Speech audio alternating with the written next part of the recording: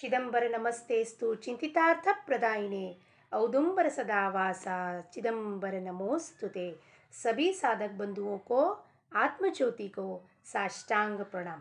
आज राजा राम महाराज जी का एक और अभंग देखते हैं जो सृष्टि से हमें पाठ पढ़ाता है। सृष्टि के नियम जो है उसके अनुसार हमें संपूर्ण सृष्टि में भगवान ने जो नियम लागू किए हैं उसका आप जब विश्लेषण करेंगे, एनालाइज करेंगे तो पता चलेगा सृष्टि जैसे है वैसे ही सभी में स्वभाव, गुण, दोष किस प्रकार परमात्मा ने निर्माण किए हैं और उसके लिए हमें क्या सतर्कता लेना चाहिए। क्योंकि हमें क्या दिया है, विशेषता परमात्मा ने बुद्धि दी है, विवेक दिया है, जिससे हम ये सोचने का विचार दिया है क्या सही है क्या गलत है, क्या हमारे लिए नित्य है क्या अनित्य है, ये सोचने का जो अधिकार केवल मनुष्य को दिया है। इसके लिए राजा राम जी का महाराज ये देखकर हमें अपना ये विचार करके चित्त को कैसे शुद्ध करना चाहिए। चित्त शुद्ध तब होगा जब हम विवेक का इस्तेमाल करेंगे।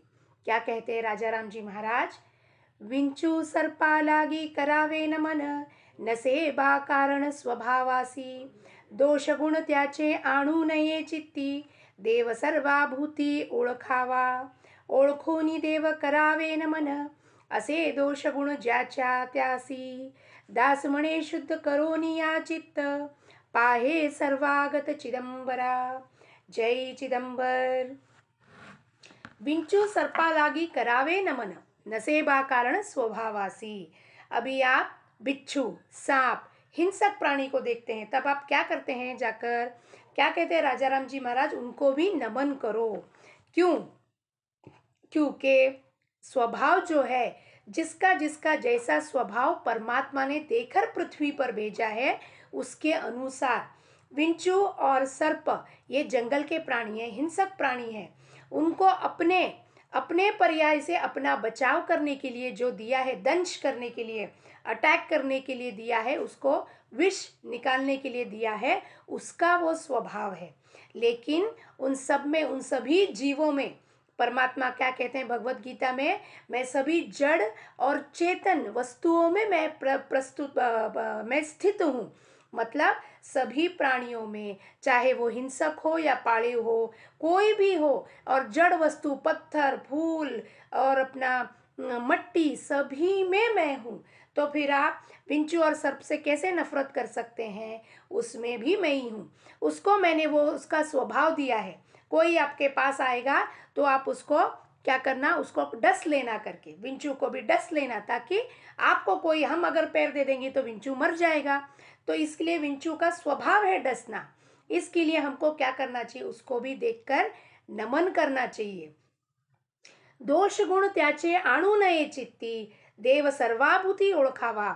भगवान सभी जड़ और चेतन वस्तु में है, प्रस्तुत है स्थित है। इस भावना से उसके दोष और गुण को नहीं देखना चाहिए। गाय बहुत पाळीव प्राणी है, उनको दूध देती है, इसके लिए उसकी वाह भी मत कीजिए आप। या हिंसक प्राणी, अब ये है अपना सिंह, व्याघ्र हिंसक प्राणी है, इसके लिए उसको दोष, अरे कैसा हिंसक प्राणी है, छी, ऐसा करके हमें उसे दूर भी नहीं भेजना है। उसके स्वभाव अनुसार वो पाळीव या हमें जो उससे उपयोगिता है वो सब उसके स्वभाव अनुसार है। स्वभाव किसने दिया है? स्वभाव परमात्मा ने दिया है। तो हमें किसी के भी दोष या गुण को गिनने का कोई अधिकार नहीं है सृष्टि में।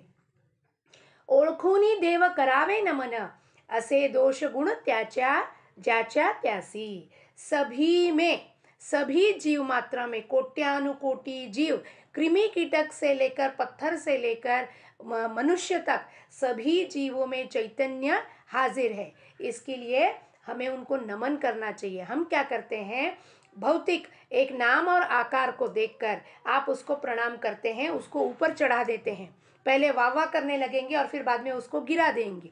क्यों? आज जैसे उसको असे गुण, दोष गुण ज्याच्या त्यासी।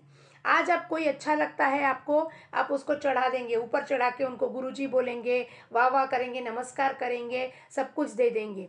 कल क्या होगा, उनका एक आधा काम आपको पसंद नहीं आया, क्योंकि हम क्या करते हैं, हम हमारे मन से उनको फ्रेमवर्क में डालते हैं, उनको कल्पना करते हैं ये ऐसे होने चाहिए, और हमारे मन के हिसाब से जब वो नहीं होते हैं हम उनको उतार के नीचे ढकेल देते हैं। तो ये क्या हुआ, ये हमारा दोष है। हम जिसका जैसा स्वभाव है ये परमात्मा ने भेजा है, हमने किसी को बनाया नहीं है। हम नाम और आकार में फंसकर, बाह्य माया में फंसकर हम क्या करते हैं, जो शुद्ध चैतन्य सर्वाभूती आहे त्याला आपण विसरून जातो। ह्या माणसाला बघितलं की हा माणूस असा आहे, तो माणूस बघितला की तो तसा आहे, याला वरती हरभराच्या झाडावर चढवूया, त्याला घालून पाडून बोलूया, कारण समोरच्या व्यक्तीला तुम्ही पाहता आहेत, त्याच्या मागच्या चैतन्याला पाहत नाही आहेत। परमात्मा सर्वांच्या हृदयी वसत आहे, तर हृदयस्थ चिदंबराला नमन करावे, बाह्य व्यक्तीला तुम्ही बघू नका। दास म्हणे शुद्ध करोनिया चित्त, पाहे सर्वागत चिदंबर। दास म्हणे शुद्ध करोनिया, ये कब भेद बुद्धि जाएगा हमारे मन से। हम अभी भी भेद करते हैं, हम कहते हैं हम सभी में चिदंबर को देखते हैं, हम सभी में राम को देखते हैं, हम सभी में कृष्ण को देखते हैं। हम ऐसा कुछ भी नहीं देखते हैं। हम क्या करते हैं, डिप्लोमेटिकली, मैनिपुलेटिवली, या फिर सेलेक्टिव जिसे हम कहते हैं, इसको ये हमारे लिए काम करता है या ये हमारा काम करके देगा, उसको हम राम राम कहते हैं। ये हमारा काम नहीं, हमको इससे मतलब नहीं है तो इसको निकाल के फेंक दो। मतलब हम सब में चिदंबर को देखते हैं क्या महाराज? नहीं देखते हैं। और ऊपर से हम सिर्फ बाह्य से, बाह्य वृत्ती से, शब्द बडबड जे म्हणतो आपण, बाह्य पांडित्य जे म्हणतो, त्यातून आपण म्हणतो हो हो मी सर्वांमध्ये चिदंबर बघतो, पण कृतीत आणताना भेद बुद्धि करतो आपण की ये अलग है, वो अलग है, इससे बात करना चाहिए, इससे बात नहीं करना चाहिए, इससे का हमारा काम होगा तो उसको हाँ जी करेंगे, ये कुछ हमारे काम का नहीं है तो इसको निकाल के फेंक दो। ये बाह्य बुद्धि और भेद बुद्धि क्यों है हमको? भगवान ने विवेक दिया है हमको। क्या दिया है विवेक में? नित्य अनित्य वस्तु विवेक, शाश्वत अशाश्वत वस्तु को पहचानो। प्रपंच में सभी जीव अनित्य है, अशाश्वत है, सिर्फ परमात्मा चिदंबर एक सत्य और शाश्वत है, उसको जाके पकड़ो। लेकिन हमारा चित्त शुद्ध न होने की वजह से हम क्या करते हैं, सभी में भेद बुद्धि देखते हैं। नहीं ये नहीं, इसको हम सिर्फ चिदंबर कहेंगे, इसको नहीं कहेंगे, इसको हम उसके नाम से पुकारेंगे। तो ये जब तक भेद बुद्धि हमारे मन से नहीं जाएगा तब तक हमारा कुछ भला नहीं हो सकता। इसके लिए सबसे पहले चित्त शुद्धिकरण होना बहुत आवश्यकता है, तभी हम सभी में चिदंबर देखने का प्रयास कर सकते, सभी सृष्टि में, केवल मनुष्यों में नहीं, सृष्टि के चराचर वस्तु में चिदंबर है, चिदंबर का अस्तित्व है, ये हमको पता चलेगा। उसके लिए पहले हमें क्या करना पड़ेगा? चित्त शुद्धि। उस चित्त शुद्धि करने के लिए क्या करना पड़ेगा? सतत सदोदित नामस्मरण करना पड़ेगा। चिदंबर नाम का घोष अहोरात्र, खाते पीते सोते बैठते उठते जागते, सर्व काळात सर्व अवस्थेत हमको क्या करना पड़ेगा? चिदंबर नाम चारों वाणी में, परा पश्यंती मध्यमा वैखरी, चारों वाणी में जोर जोर से, वैखरी में जोर जोर से हम जब तक नाम लेते रहेंगे शिव चिदंबर शिव चिदंबर चिदंबर चिदंबर, तब तक क्या होगा? वो अंदर क्या होगा? स्थित होते जाएगा, स्थिर होते जाएगा।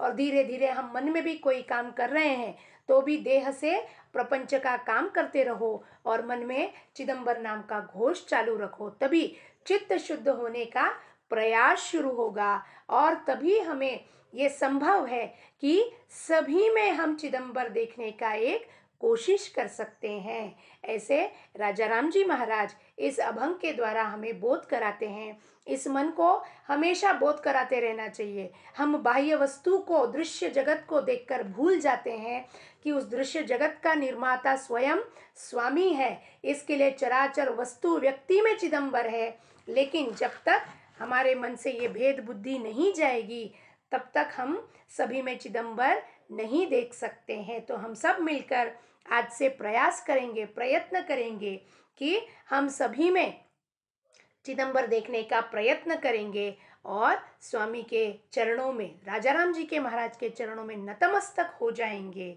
सभी का मंगल होवे। जय चिदंबर। लोका समस्ता सुखिनो भवन्तु।